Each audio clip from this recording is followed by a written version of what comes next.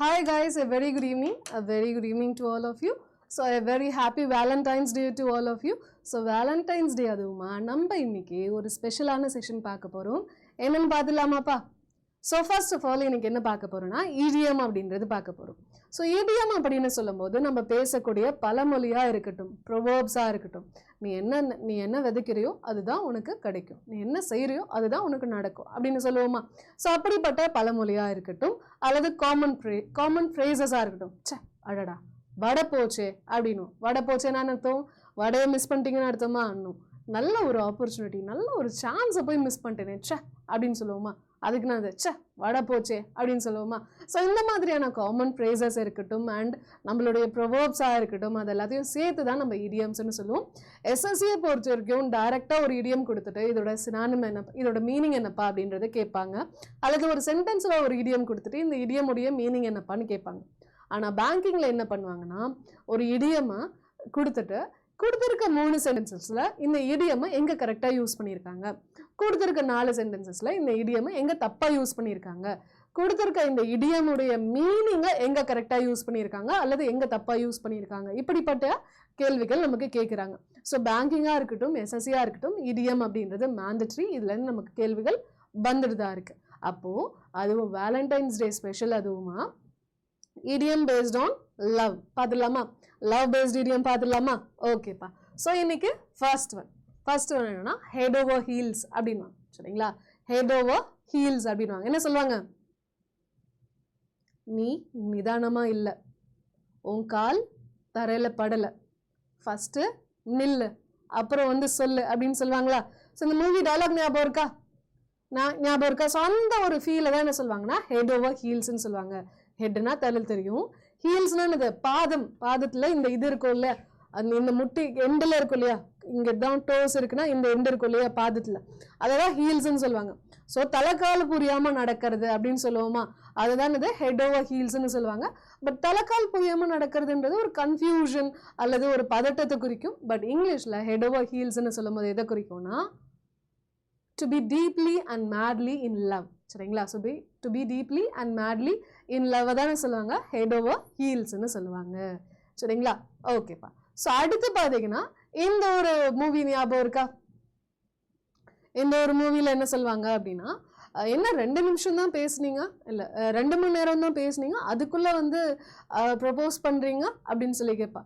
அப்போ நம்ம கமல் சார் என்ன சொல்லுவார், 2 நிமிஷத்தில் சொல்லியிருந்திருப்பேன், நீங்கள் கோச்சிப்பீங்கன்னு தான் 2 மணி நேரமாக நான் அமைதியாக உட்காந்து உங்களை அமைதியாக வெயிட் பண்ணிட்டு இருந்திருக்கேன் அப்படின்னு சொல்லுவாங்க. கரெக்டாக இந்த சீன் ஞாபகம் இருக்கா. Okay. So love at first sight என்ன சொல்லலாம், பார்த்த உடனே காதல் சொல்லலாமா. ஓகேங்களா. ஸோ பார்த்த உடனே எனக்கும் உங்களை பிடிச்சிருச்சு, 2 நிமிஷத்துல உங்ககிட்ட சொல்லியிருந்திருப்பேன், நீங்கள் கோச்சிப்பீங்கன்னு நினச்சிதான் ஒரு 2 மணி நேரம் நான் அமைதியாக இருந்தேன். ஸோ இந்த லவ் அட் ஃபர்ஸ்ட் சைட் அப்படின்னா என்ன அர்த்தம், to fall in love immediately. சரிங்களா.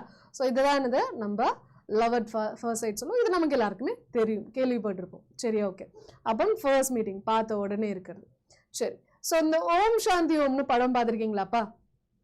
ஷாருக் கான், தீபிகா படுகோனோட ஃபர்ஸ்ட் மூவி இருக்கும். ஸோ ரொம்ப அழகாக இருப்பா இந்த படத்தில். பார்த்தீங்க அப்படின்னா 2 பேரும் ஒரு ஆக்சிடெண்ட்டில் இறந்து போயிடுவாங்க, மறுபடியும் ரீபர்த், மறுபடியும் பிறந்து எப்படியோ 2 பேரும் ஒன்று சேர்ந்துருவாங்க. ஸோ இது என்ன சொல்லணும்னா அ மேட்ச் மேட் இன் ஹெவன் சொல்லலாமா.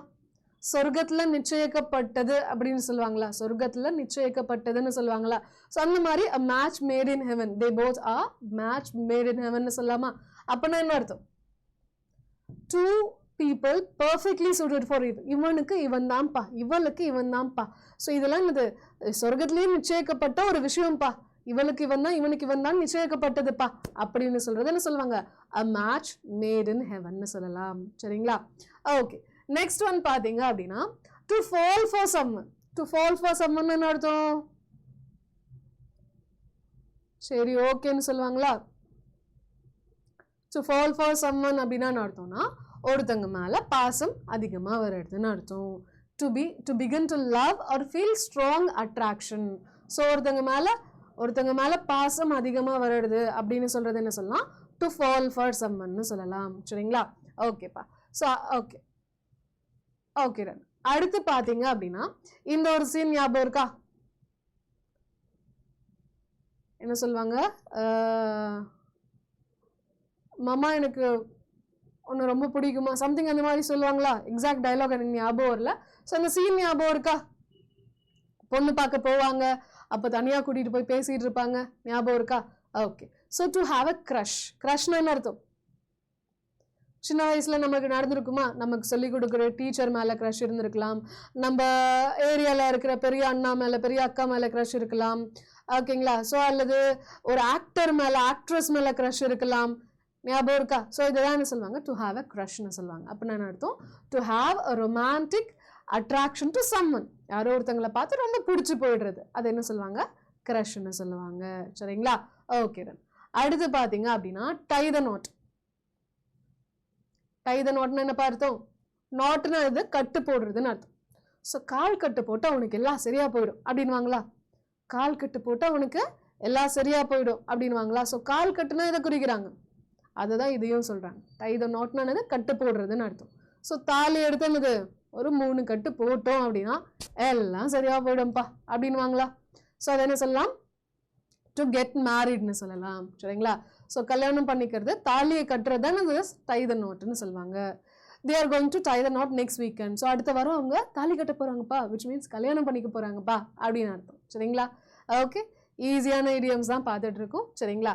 ஸோ அடுத்து பார்த்தீங்கன்னா pop the question. Pop the question. So pop the question அப்படின்னா கேள்வி கேட்கறதுன்னு அர்த்தம். சரிங்களா?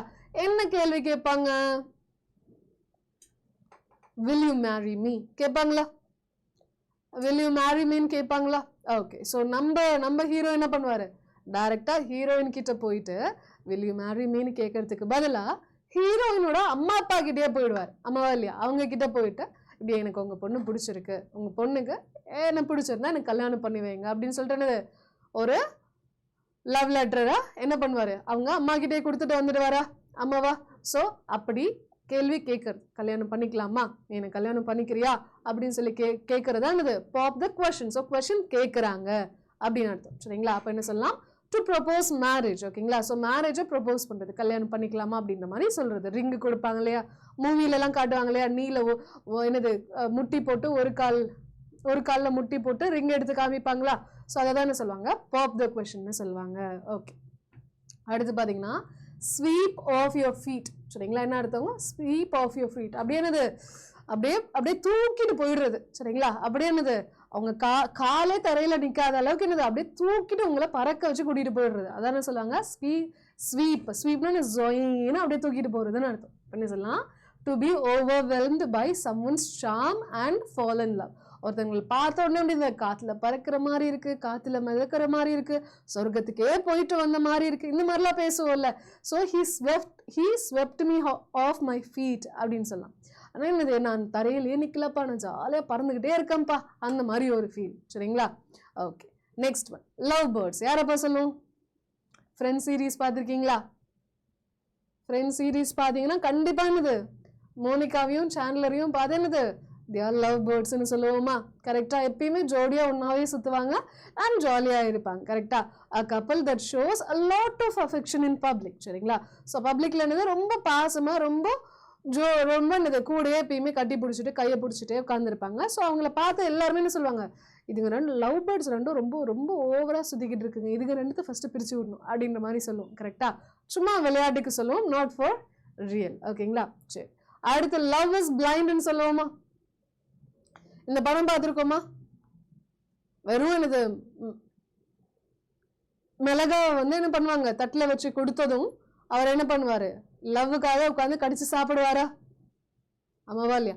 ஸோ லவ் இஸ் பிளைண்ட் என்ன சொல்லலாம், the idea that you do not see the faults of a person you love. சரிங்களா? ஸோ யாரை லவ் பண்ணுறீங்களோ அவங்க மேலே இருக்கக்கூடிய எந்த குறையும் நமக்கு கண்ணுக்கே தெரியாது. சரிங்களா? அவங்க மேலே இருக்கக்கூடிய பாசத்தை என்னது அந்த குறைகள்லாம் என்னது கண்ணை அப்படியே மறைச்சிடும். அந்த பாசம் என்ன பண்ணிடும், குறைகளை மறைச்சிடும். ஸோ அவங்க வந்து பிடிக்கலன்றதுக்காக தான் மிளகா கொடுத்துருக்காங்கன்றது கூட இது அவரோட கண்ணை மறைச்சிடுச்சு. ஏன்னா அவங்களுக்கு கண்ணு ஃபுல்லாக என்னது பாசம் மட்டும்தான் நிறைஞ்சு இருந்ததுனால பரவாயில்ல நீ இதை கொடுத்தாலும் நான் சாப்பிடுவேன், எனக்கு பிரச்சனை இல்லை அப்படின்னு சொல்லி உட்காந்து என்னது மிளகாவை சாப்பிட்டுட்டு இருப்பாரு. ஞாபகம் இருக்கா? இந்த சீன்ஸ் ஞாபகம் இருக்கா? ஓகேப்பா. ஸோ அடுத்து பார்த்தீங்கன்னா பப்பி லவ். பப்பி லவ் இந்த பிரேமம் மூவி பார்த்துருக்கோமா? அனுப்பமா வருவாங்களா? ஞாபகம் இருக்கா? முடி ஃபுல்லாக இவ்வளோ பெருசாக இருக்கும், பார்த்துருக்கீங்களா? ஸோ சின்ன வயசில் ஸ்கூல் படிக்கும் போது அந்த மாதிரி ரொம்ப சின்ன வயசில் வரக்கூடியது பப்பி லவ். அது வெறும் டெம்பரரி தான், வாழ்க்கை ஃபுல்லாக அது வருமா அப்படின்றது தெரியாது. அது ஒரு இன்ஃபேக்சுவேஷன் சொல்லலாம், ஒரு அட்ராக்ஷன் சொல்லலாம். சரிங்களா? ஸோ இது வந்து என்னது லைஃப் லாங் நீடிக்குமா அப்படின்றது டவுட்ஃபுல் தான். மோஸ்ட்லி எல்லாருக்குமே பப்பி லவ் இருந்திருக்கும். பட் 100ல் 1 பேருக்கோ 2 பேருக்கோ பார்த்தீங்கன்னா அது இப்போ கூட கல்யாணம் பண்ணி ஒன்றா கூட இருந்திருப்பாங்க. But not every one's cup of tea, எல்லாராலையுமே இது முடியும்னு இல்லை. ஸோ சின்ன வயசில் லவ்னா என்னன்னே தெரியாமல் ஒருத்தவங்க மேலே பாசம் வச்சுருப்போம்னா அதுதான் இது பப்பி லவ்னு சொல்லுவாங்க. கரெக்டா? ஓகேப்பா. ஸோ அடுத்து பார்த்தீங்கன்னா carry a torch for someone. ஓகேங்களா? So carry a torch for someone அப்படின்னா என்ன அர்த்தம்னா to continue loving someone after a relationship has ended. So relationship முடிஞ்சதுக்கு அப்புறமும் அவங்க மேலே நீங்கள் பாசம் வச்சுக்கிட்டே இருக்கீங்க அப்படின்னா அதை தானே சொல்லுவாங்க carry a torch for someone அப்படின்வாங்க. ஸோ இந்த 96 படத்தில் என்ன ஆகும், இவங்க வந்து ஊருக்கு போயிடுவாங்க, அவங்களுக்கு கல்யாணோட அவங்களுக்கு குழந்தை பிறந்தோட எல்லாம் ஆகிடும். ஆனால் இவர் என்ன பண்ணிட்டு இருப்பாரு, இன்னும் அவங்களுடைய ஞாபகத்திலேயே வாழ்ந்துகிட்டே இருப்பாரா? ஆமாவா இல்லையா? ஸோ அப்படி இருக்கிறதான்னு சொல்லுவாங்க carry a torch for someone அப்படின்னு சொல்லுவாங்க. சரிங்களா? ஸோ ஒருத்தவங்க ரிலேஷன்ஷிப் முடிஞ்சதுக்கு அப்புறமும் அதில் ஒருத்தவங்க மட்டும் அதுலேயே அப்படியே மூவ் ஆன் ஆகாமல் இருக்கிறது என்ன சொல்லுவாங்க கேரி அ டார்ச்னு சொல்லலாம். சரிங்களா? ஓகேப்பா. ஸோ அடுத்து பார்த்தீங்கன்னா ஓல்டு ஃப்ளேம் என்ன சொல்கிறாங்க, ஓல்டு ஃப்ளேம்னு சொல்கிறாங்க. ஸோ பாஸ்டில் ரிலேஷன்ஷிப் இருந்திருக்கும், பிரிஞ்சு போயிருப்பாங்க, எக்ஸ் ஆகிருப்பாங்க. சரிங்களா? பட் ஸ்டில் அகெயின் பார்த்துப்பாங்க, மீட் பண்ணிப்பாங்க. கரெக்டா? ஸோ அதாவது நாட் இன்டென்ஷனலி, ஓகேங்களா, மீட் பண்ணணும்ன்ட்டு இல்லை, எதிர்பாராத விதமாக சந்திக்கும் போது he is my whole flame அப்படின்னு சொல்லுவாங்க. He is my old flame அப்படின்னு சொல்லுவாங்க, விச் மீன்ஸ் என்னுடைய எக்ஸ் அப்படின்ற மாதிரி சொல்லலாம். சரிங்களா? ஸோ ஓல்டு ஃப்ளேம் அப்படின்னா அர்த்தம் எக்ஸ் பார்ட்னரை குறிக்கும், ஃபார்மர் ரொமான்டிக் பார்ட்னர் அப்படின்னு சொல்லலாம். சரிங்களா? ஓகேப்பா. ஸோ டு பி ஸ்மிட்டன் இந்த படம் பார்த்துருக்கீங்களா? One of the most favourite movie. பார்த்துருக்கீங்களா இந்த படம்? அப் யூபி அப்போ தான் பார்த்தீங்கன்னா இந்த படத்துடைய இதில் வந்து இவங்க 2 பேரும் லவ் ஸ்டோரி வந்து செம்ம க்யூட்டாக இருக்கும், செம்ம க்யூட்டாக இருக்கும். சரிங்களா? ஸோ டு பி ஸ்மிட்டன் அப்படின்னா அர்த்தம்னா டீப்லி இன் லவ் ஆர் இன்ஃபேக்சுவேட்டட்னு அர்த்தம். ஸோ இவங்க என்னது சின்ன வயசுலேருந்தே இதுங்க 2 ஃப்ரெண்ட்ஸாக இருக்குங்க, அதுக்கப்புறம் பெருசாவாங்க, அதுக்கப்புறம் கல்யாணம் பண்ணிப்பாங்க, அதுக்கப்புறம் ஒன்றா வாழ்வாங்க, அதுக்கப்புறம் ஒய்ஃப் இறந்துடுவாங்க, அதுக்கப்புறம் ஹஸ்பண்ட் வந்து அவருடைய லைஃப் வந்து எப்படி மாறுது அப்படின்றத இந்த கதை. சரிங்களா? So they will be deeply in love when they were together. சரிங்களா? ஸோ அதை தான் சொல்லுவாங்க டு பி ஸ்மிட்டன் அப்படின்னா அர்த்தம் டு பி டீப்லி இன் லவ்னு சொல்லலாம். சரிங்களா? ஓகே. அடுத்து டு ஹிட் இட் ஆஃப் என்ன சொல்லலாம், ஹிட் இட் ஆஃப். ஹிட்னா போய் இடிக்கிறதுன்னு இல்லை, அதுக்காக இதை வைக்கல. ஹிட் இட் ஆஃப் அப்படின்னா அர்த்தம்னா எடுத்த உடனே 2 பேரும் க்ளோஸ் ஆகிடுவாங்க, எடுத்த உடனே ஒரு செட் ஆகிடும், பேச ஆரம்பிச்சோடனே எங்கள் 2 பேருக்கும் செட் ஆகிடுச்சுப்பா, அது என்னன்னே தெரியல அப்படின்னு சொல்லுவோம்ல, அதை தானே சொல்லுவாங்க டு ஹிட் இட் ஆஃப்னு சொல்லுவாங்க. To get along with summon immediately, பேச ஆரம்பிச்சதும் பார்த்தீங்கன்னா அவங்க 2 பேருக்கும் என்னது ஈஸியாக செட் ஆகிடும், நல்லா பழகிப்பாங்க, நல்லா பேசிப்பாங்க, ரொம்ப ஜாலியாக இருந்துப்பாங்க, ஒருத்தவங்களுக்கும் இன்னொருத்தவங்களுக்கும் கம்பெனி என்னது நல்லா சூப்பராக போகும். அதை தானே சொல்லுவாங்க டு ஹிட் இட் ஆஃப்னு சொல்லுவாங்க. சரிங்களா? ஓகேப்பா. To wear one's heart on one sleeve. Heart என்னது மனசுல வைக்காம எடுத்தனது கையில வச்சிருப்பாங்க. ஸோ மனசுல இருந்துச்சுன்னா என்னது மனசுல இருக்கக்கூடிய விஷயம் யாருக்கும் தெரியாது, வாயை விட்டு சொல்லாத வரைக்கும் தெரியாது. ஆனா கையில இருக்கக்கூடிய விஷயம் எல்லாருக்கும் விசிபிளி தெரியும் தானே, பார்த்தா தெரியும் தானே. அப்போ என்னது ஹார்ட்டை மனசுல வைக்காம கையில வச்சிருப்பாங்க. அப்படின்னா என்ன அர்த்தம், மனசுல இருக்கக்கூடிய எல்லா எமோஷன்ஸையும் ஈஸியா எல்லாருக்கும் வெளிப்படுத்துவாங்க, பார்த்தாலே அவங்க வந்து என்ன எமோஷன் ஃபீல் ஆகுறாங்கன்றது தெரியும். சொல்லுவாங்களா, தாங்கி தாங்கி தாங்கி தாங்கி தாங்கி தாங்கி பார்த்துக்கிறேன் அப்படின்வாங்களா. ஸோ அப்படின்னு அவங்களுடைய எமோஷன்ஸ் அவங்களுடைய ஃபீலிங்ஸ் அவங்க வெளியிலேயே வச்சுக்கல, எல்லாத்தையும் உலகை கட்டிடுறாங்க, எல்லாத்தையும் எனது வெளிப்படையாக சொல்லிடுறாங்க. அப்போது மனசில் இருக்கக்கூடிய ஃபீலிங்ஸை உள்ளே வச்சுக்காம வெளியில் எல்லாருக்கும் தெரிகிறபடி பண்ணுறது, அதை தான் சொல்லுவாங்க to wear one's heart on one sleeve அப்படின்னு சொல்லுவாங்க. சரிங்களா? ஓகேப்பா. So butterflies in the stomach ஞாபகம் இருக்கா? ஃபர்ஸ்ட்டு ஸ்டார்டிங்கில் ரிலேஷன்ஷிப் ஸ்டார்டில் ஒரு ஃபர்ஸ்ட் ரிலேஷன்ஷிப்பில் ஸோ லைட்டாக இப்படி கை தொட்டாலே என்னது ஹீரோயின்லாம் என்னது வெக்கப்பட்டு குடுன்னு ஓடிடுவாங்க. பார்த்துருக்கீங்களா பழைய காலத்து பாட்டுலாம்? ஸோ கை இப்படி தொட்டாலே என்னது திடீர்னு அப்படியே செலுத்துட்டு ஓடிடுவாங்க. ஸோ வயிறுக்குள்ளெல்லாம் என்னது பட்டாம்பூச்சி பறக்குது பயணமோ பண்ணலாம் சொல்லுவாங்களா. ஸோ அதுதான் என்னது பட்டர்ஃப்ளைஸ் இன் த ஸ்டொமக் அப்படின்னு சொல்லுவோம். அது என்னதுன்னா nervous excited feeling when in love. சரிங்களா? ஸோ நர்வஸாக இருக்கிறது, எக்ஸைட்டடாக இருக்கிறது, அது என்னன்னே சொல்ல தெரியாதது. ஓகேங்களா? வயிறு ஒரு மாதிரி பண்ணுதுப்பா அப்படின்னு சொல்லுவோமா, சாப்பிட்டதுக்கப்புறம் இல்லை, இது வந்து பார்த்தாலே பண்ணும் அல்லது லைட்டாக இப்படி டச் பண்ணாலே பண்ணும் அந்த மாதிரியான ஒரு ஃபீலிங். சரிங்களா? பட்டர்ஃப்ளை இந்த ஸ்டமக்குன்னு சொல்லலாம். இந்த மூவியில் இந்த சீன்ஸ் ஞாபகம் இருக்கா? ஓகே. ஸோ இந்த மாதிரி லவ் பேஸ்ட் இடியம்ஸ் இன்னும் நிறைய இருக்குது, எக்கச்சக்கமாக இருக்குது. நம்ம இடியம்ஸ் வந்து நீங்கள் தனித்தனியாக உட்காந்து படிச்சிங்க அப்படின்னா நமக்கு எப்பயுமே பார்த்தீங்கன்னா மண்டையில் நிற்காது. ஓகேங்களா? பட் என்னது கேட்டகரி வைஸ் கொஞ்சம் பிரித்து பார்க்கும்போது மைண்டில் கொஞ்சம் ஈஸியாக நம்ம பிளேஸ் பண்ண முடியும். So love had relationship. இந்த மிஸ்டர் லோக்கல் படம் பார்த்துருக்கீங்களா? 2 பேரும் அடிச்சுப்பாங்க, 2 பேரும் பிடிச்சிப்பாங்க, திடீர்னு 2 பேரும் லவ் பண்ணுவாங்க, திடீர்னு 2 பேரும் என்னது இவங்கிட்ட அவனை போட்டு விட்டுட்டு ஓடி வந்துருவாங்க. ஸோ இந்த மாதிரி லவ் ஹேட் ரிலேஷன்ஷிப்பாக போயிட்டு இருக்குமா?